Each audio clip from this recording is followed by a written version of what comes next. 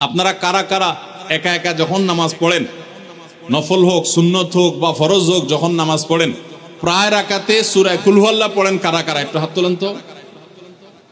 আচ্ছা, হাত নামান। খুশি হইয়া হাত তুলছেন, মনে করছেন প্রশংসা পাবেন। প্রশংসা না, বরং একটা বদনাম পাওয়ার ভয় আছে। হাতটা তোলাইছি আমি, আপনারা মনে করছেন সবসময় হাত তুললেই শুধু জিতা যায়। দেখেন, যারা সূরা ইখলাসকে মহব্বত করে, এই যে ঘটনা আমরা শোনালাম নবী সাল্লাল্লাহু আলাইহি ওয়াসাল্লাম, এটা জেনে যে আমার আল্লাহর আলোচনা আছে এই সূরায়, অন্য কোনো আলোচনা নাই, আল্লাহর পরিচয় উল্লেখ করা আছে, আল্লাহর বৈশিষ্ট্য এবং ক্ষমতার উল্লেখ আছে, সেই মহব্বতে যদি কেউ সূরা ইখলাসকে মহব্বতের সাথে ধীরে ধীরে পড়ে, তাহলে তো তিনি অবশ্যই আল্লাহর কাছে বিশেষ মর্যাদা পাবেন। ওই সাহাবীর মতো আল্লাহর ভালোবাসা পাওয়ার সম্ভাবনা জোরালো। তবে আমাদের বেশিরভাগ মানুষ কুল হুয়াল্লাহ সূরা দিয়ে নামাজ পড়ে নামাজ শর্ট করার জন্য। ঠিক না বেঠিক? তাহলে এবার যদি আমি বলি কারা কারা নামাজ সংক্ষেপ করার জন্য কুল হুয়াল্লাহ সূরা দিয়ে নামাজ পড়েন, তাহলে দেখা যাবে হাত ওইগুলো আবার উঠছে। তাহলে সংক্ষেপ করার উদ্দেশ্যে সূরা কুল হুয়াল্লাহ পড়লে সেটার কারণে আল্লাহর কাছে সওয়াব পাবেন না, বরং আপনার নামাজের মর্যাদা আরো কমবে। নামাজ কি সংক্ষেপে করতে হয় না লম্বা সময় নিয়ে করতে হয়? আমরা খাওয়াটা খুব ধীরে সুস্থে খাই, ঘুমটা খুব ঠান্ডা মাথায় যাই, কাজ কাম খুব ঠান্ডা মাথায় করি, শ্বশুরবাড়ি গেলে খুব আস্তে ধীরে যাই, সব কাজগুলো আমরা ধীরে সুস্থে করা পছন্দ করি। শুধু নামাজের বেলা আসলে, জিকির তসবির বেলা আসলে আমরা 4G 5G গতিতে, তুফান মেলের গতিতে যত তাড়াতাড়ি সম্ভব করার চেষ্টা করি।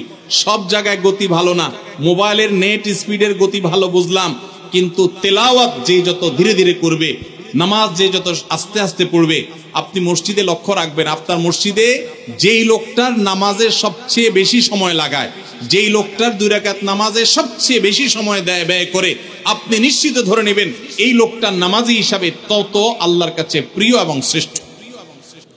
কুল হুয়াল্লাহু আহাদের অর্থ হলো বলুন। কুল মানে বলুন। এই কুলটা বড় কাফের কুল। আমরা অনেকে কয় রস্যকার কুল ও কুল, বড়ই লিখতে যে কুল লেখি আমরা ওইরকম বলি। এই কাফটা ভেতর থেকে আসবে, কুল কুল কুল বললে তার অর্থ হবে বলো। আর যদি ছোট কাফের কুল, অর্থাৎ বাংলা করস্যকার কুল ও কুল লিখি যে আমরা ওরকম কুল যদি বলেন, আরবিতে তার অর্থ হলো খাও। একটা হলো বলো, আরেকটা হলো খাও। অর্থের মধ্যে বেশ কম আছে না নাই? অনেক বেশ কম। কোথায় খাওয়া আর কোথায় বলা। এই জন্য এই কফটাকে একটু শুদ্ধ করার চেষ্টা করতে হবে। কুল ভিতর থেকে, কুল কুল হুয়াল্লাহু আহাদ। এর অর্থ কি? কুল মানে বলুন।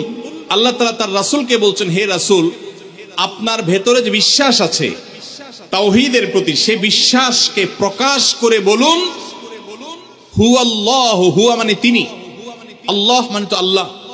বলুন যে তিনি আল্লাহ, আহাদ মানে একক, অদ্বিতীয়, তার কোনো শরীক নাই, তার কোনো অংশীদার নাই, তিনি একক। বংশ পরিচয়ে তার থাকার প্রশ্নই ওঠে না। যিনি একক, যিনি অদ্বিতীয়, যার কোনো শরীক নাই এবং যার কোনো পার্টনার নাই, যার কোনো ফ্যামিলির সদস্য নাই, যিনি একক, তার বংশ পরিচয় জানতে চাওয়া এটা মূর্খতা এবং অজ্ঞানতা। এজন্য আল্লাহ রাব্বুল আলামিন জানিয়েছেন, কুল হুয়াল্লাহু আহাদ, বলে দিন তিনি আল্লাহ, যিনি একক, আল্লাহুস সামাদ।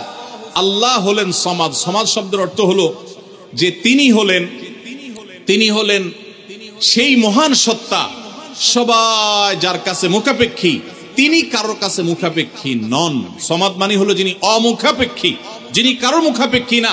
পৃথিবীর সকল সৃষ্টি তার মুখাপেক্ষী, তিনি কারো মুখাপেক্ষী না। যেহেতু তিনি কারোর মুখাপেক্ষী না, অতএব তার বাপেরও প্রয়োজন নাই, তার মায়েরও প্রয়োজন নাই, তার সন্তানের প্রয়োজন নাই, বন্ধুর প্রয়োজন নেই, তার কারোর কোনো প্রয়োজন নেই।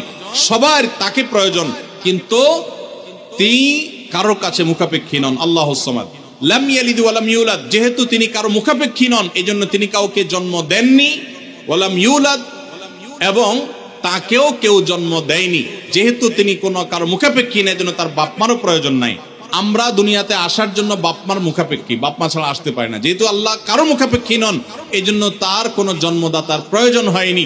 ওয়া লাম ইউলাদ, এবং তিনি কাউকে জন্ম দেননি। কারণ আমাদের সন্তান সন্ততি জন্ম দিতে হয় আমাদের প্রয়োজনে, কারণ আমার বংশধারা ধরে রাখতে হবে, আমার নামটা ধরে রাখতে হবে, আমার সম্পদ রক্ষণাবেক্ষণ করতে হবে, বৃদ্ধকালে আমাকে দেখাশোনা করতে হবে। এইসব কারণে আমাদের সন্তানের প্রয়োজন হয়। আল্লাহ তাআলা যেহেতু মুখাপেক্ষী নন কোনো কিছুর প্রতি, এই জন্য তার কাউকে জন্ম দিয়ে তার বংশ টিকায় রাখারও প্রয়োজন নাই, আবার তাকে কেউ জন্ম দেওয়ারও প্রয়োজন নাই। ওয়ালাম ইয়াকুল্লাহু কুফুয়ান আহাদ, আর তার কোনো সমকক্ষ নাই, তার সমান কেউ নাই, তার সাথে কোন প্রকার সাদৃশ্য হতে পারে এমন আর কেউ নাই। তিনি অদ্বিতীয়, তিনি একক। এই ছোট ছোট 4টি সূরায় আল্লাহ তাআলার 3টি গুণবাচক নাম আল্লাহ উল্লেখ করেছেন। আল্লাহর মূল নাম যেটা সেটা উল্লেখ করেছেন আল্লাহ, তার জাতে পাকের নাম, আর এর পাশাপাশি আরো 2টি গুণবাচক নাম উল্লেখ করেছেন। এক হলো আহাদ মানে একক, এটা আল্লাহর গুণবাচক নাম, আর একটা হলো সমাদ, এটাও আল্লাহর গুণবাচক নাম। এই নামগুলো আল্লাহ তাআলা উল্লেখ করেছেন। এই যে সূরাটা সূরা ইখলাস আমরা জানলাম, এর অর্থ আমরা শুনলাম, এই সূরার ফজিলত কি? 3টা ফজিলত আপনারা শুনেন। 1 নম্বর, নবী করিম সাল্লাল্লাহু আলাইহি সাল্লাম বলেছেন এই সূরা ইখলাস এটা হলো কোরআনে কারীমের 3 ভাগের 1 ভাগ। বলেন সুবহানাল্লাহ। সূরা ইখলাস বা কুল হুয়াল্লাহ সূরাটা হলো কোরআনে কারীমের কয় ভাগের 1 ভাগ? 3 ভাগের 1 ভাগ। 3 ভাগের 1 ভাগের মানে কি? এই সম্পর্কে কোন তাফসীরবিদগণ বলেছেন এর মানে হলো গোটা কোরআনে আল্লাহ তাআলা মৌলিকভাবে 3টা বিষয়ের আলোচনা করেছেন। কয়টা বিষয়? এই পুরো কোরআন জুড়ে আল্লাহ তাআলা আলোচনা করেছেন কয়টা বিষয়ে? 3টা বিষয়। নাম্বার 1 তাওহীদ, একত্ববাদ, ঈমান সম্পর্কে। নাম্বার 2 আখবার, বিভিন্ন জাতি গোষ্ঠীর ইতিহাস আল্লাহ এখানে আলোচনা করেছেন। নাম্বার 3 এই কোরআন আল্লাহ তাআলা আলোচনা করেছেন আহকাম বা বিধিবিধান। ঈমানটা মানুষের, বিশ্বাসটা মানুষের সবচেয়ে গুরুত্বপূর্ণ। বিশ্বাস মানুষকে পরিচালনা করার জন্য কোরআনে এটার আলোচনা সবচেয়ে বেশি। এরপর ইতিহাসের আলোচনা মানুষের অনেক বেশি প্রয়োজন শিক্ষা গ্রহণ করবার জন্য পূর্বের ঘটনাবলী থেকে, সেজন্য সেগুলোও আছে। আর 3 নম্বর বিধিবিধান, মানুষ কিভাবে চললে কোন দিকে গেলে লাভ হবে, কোথায় গেলে ক্ষতি হবে, সে হালাল হারামের বিবরণ কোরআনে আছে। 3টা বিষয়ের আলোচনার মধ্যে একটা হলো তাওহীদ বা ঈমান। এই সূরা ইখলাস এমন একটা সূরা কোরআনের, এই একটা সূরাতে পুরা সূরার 4টা আয়াতের সবগুলো আয়াতে শুধু ঈমান সম্পর্কে, শুধু আল্লাহর জাত সম্পর্কে বলা আছে। বলেন সুবহানাল্লাহ। ভাইরা আমার, এই সূরা ইখলাস বা সূরা কুল হুয়াল্লাহ এটা কোরআনে কারীমের 3 ভাগের 1 ভাগ। এটা একটা ব্যাখ্যা। আরেকটা ব্যাখ্যা হলো কোরআনে কারীম যদি কেউ পুরাটা পড়তে পারে যে পরিমাণ সওয়াব সে লাভ করবে। শুধু কুল হুয়াল্লাহ সূরা যদি একবার পাঠ করে, কয়বার? একবার যদি পাঠ করে, কোরআনে কারীমের 3 ভাগের 1 ভাগ তেলাওয়াত করার সওয়াব আল্লাহ তাআলা ওই ব্যক্তিকে দান করেন। তাহলে যদি কেউ 3 বার পাঠ করে, তাহলে এখান থেকে বোঝা যায় যে আল্লাহ তাআলা তাকে পুরা কোরআন একবার তেলাওয়াতের সওয়াব দান করবে। পুরা কোরআন কষ্ট করে তেলাওয়াত করলে সেটার যে মর্যাদা হবে সেটা অবশ্যই ভিন্নতর। কিন্তু 3 কুল সূরা ইখলাস এটাকে 3 বার পাঠ করলে আল্লাহ রাব্বুল আলামিন কোরআনে কারীমের পূর্ণাঙ্গ কোরআন তেলাওয়াতের সওয়াব পাবেন বলে অনেক উলামা ইকরাম মুহাদ্দিসিন ইকরাম বলেছেন এই হাদিসের আলোকে। এটা হলো এর দ্বিতীয় ফজিলত। প্রথম ফজিলত। দ্বিতীয় ফজিলত হলো আমাদের প্রিয় নবী সাল্লাল্লাহু আলাইহি ওয়াসাল্লামের সময় তিনি এক দলকে একটা অভিযানে পাঠিয়েছেন। তাদের মধ্যে যিনি ইমাম সাহেব ছিলেন, ওই আল্লাহর বান্দা প্রত্যেক নামাজের মধ্যে যে কোনো সূরা পড়তেন, যে কোনো কেরাত পড়তেন, শেষে সূরা ইখলাসটা অবশ্যই পাঠ করে তারপর রুকুতে যাইতেন। এখন সাহাবীদের মধ্যে একটা প্রশ্ন দেখা দিল যে এই লোকটা প্রত্যেক রাকাত নামাজে সূরায়ে ফাতিহা আলহামদু সূরা পাঠ করার পর যেই সূরাই পড়েন, যেই কেরাতই পড়েন, সাথে আবার কুল হুয়াল্লাহটা কেন পড়েন? আমরা তো নবী সাল্লাল্লাহু আলাইহি ওয়াসাল্লাম কিরকম করতে দেখি নাই। তখন সাহাবীরা এসে নবী সাল্লাল্লাহু আলাইহি ওয়াসাল্লামকে জিজ্ঞাসা করলেন, ইয়া রাসূলুল্লাহ, আমাদের ইমাম সাহেব যাকে আপনি আমাদের সাথে আপনি দিয়েছেন, যিনি আমাদের সাথে আছেন, এই ব্যক্তি প্রত্যেক রাকাতে অন্য যা পড়ুক আর না পড়ুক এই কুল হুয়াল্লাহ সূরাটা উনি পড়ে, এটা উনি ছাড়ে না। এর কারণটা কি? তখন নবী সাল্লাল্লাহু আলাইহি ওয়াসাল্লাম জিজ্ঞাসা করলেন ওই ব্যক্তিকে যে তুমি কেন এই সূরা পাঠ করো? অবশ্যই অবধারিতভাবে সূরা ফাতিহা না প্রত্যেক রাকাতে ফিক্সড, অন্য কোন সূরা তো ফিক্সড না। তুমি অন্য যাই পড়ো সাথে প্রত্যেক রাকাতে কুল হুয়াল্লাহ দিয়ে শেষ করে তারপর রুকুতে যাও কেন? তখন সে সাহাবী বলেন, ইয়া রাসূলুল্লাহ, আমি কেন পড়ি? কারণ কোরআনে কারীমে এই একটা সূরা, সূরা ইখলাস বা কুল হুয়াল্লাহ সূরাটা একমাত্র সূরা যেই সূরার শুরু থেকে শেষ পর্যন্ত সবগুলো আয়াতে শুধু আমার আল্লাহর কথা বলা আছে। কোরআনের অন্য কোন সূরা এমন নাই যেই সূরার শুরু থেকে শেষ পর্যন্ত পুরো সাবজেক্ট আগা টু গোড়া পর্যন্ত সবগুলো বিষয়, সবগুলো আয়াতে শুধুমাত্র আল্লাহর পরিচয় দেওয়া হয়েছে এমন আরেকটা সূরা নেই। যেহেতু এখানে শুধু আল্লাহর কথাই বলা হয়েছে, এই জন্য এই সূরাকে আমার অনেক বেশি পছন্দ হয়, এই জন্য এই সূরাকে অনেক বেশি আমি ভালোবাসি। আমার আল্লাহর আলোচনা এখানে। অন্যান্য সূরাতে কোথাও ইতিহাস, কোথাও হালাল হারাম, কোথাও বিধিবিধান, কোথাও অন্যান্য আলোচনা আছে, কিন্তু এই সূরায় শুধু আমার আল্লাহর কথা বলা আছে। এই জন্য আল্লাহর মহব্বতে এই সূরাকে আমি অনেক ভালোবাসি, কুল হুয়াল্লাহ সূরা। নবী করিম সাল্লাল্লাহু আলাইহি ওয়াসাল্লাম তখন বলেছেন, তোমার এই ভালোবাসার কারণে আমার কাছে ওহী আল্লাহ পাঠিয়েছেন যে আল্লাহ তাআলা তোমাকে স্পেশালি ভালোবাসেন। এবং অন্য বর্ণনায় আসছে নবী সাল্লাল্লাহু আলাইহি ওয়াসাল্লাম বলেছেন, হুব্বুকা ইয়্যাহা ইউদখিলুকাল জান্নাহ, তুমি এই সূরাকে যে ভালোবাসো, এই ভালোবাসার কারণে আল্লাহ তাআলা তোমাকে জান্নাতে প্রবেশ করাবেন, সে ওয়াদা করেছে। অতএব ভাইরা আমার, সূরা ইখলাস বা কুল হুয়াল্লাহ সূরাকে স্পেশালি আমরা মহব্বত করব, ঠিক আছে না ইনশাআল্লাহ? এই সাহাবীর পাশাপাশি মদিনায় আরেক সাহাবী, তিনিও ইমামতি করতেন এবং ইমাম হিসাবে দায়িত্ব প্রাপ্ত ছিলেন নবী সাল্লাল্লাহু আলাইহি ওয়াসাল্লাম তরফ থেকে, তিনিও একই কাজ করতেন। তার ব্যাপারে নবী সাল্লাল্লাহু আলাইহি ওয়াসাল্লামের একই রকমের জবাব দেওয়ার কথা আমরা হাদিস থেকে জানতে পারি। সেখান থেকে সূরা ইখলাসের মর্যাদা বোঝা যায়। আমরাও অনেকে সূরা ইখলাস প্রায় রাকাতে পড়ি, আছে না নাই?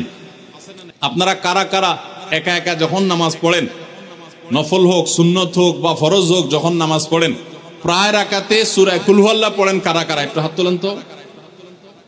আচ্ছা, হাত নামান। খুশি হইয়া হাত তুলছেন, মনে করছেন প্রশংসা পাবেন। প্রশংসা না, বরং একটা বদনাম পাওয়ার ভয় আছে।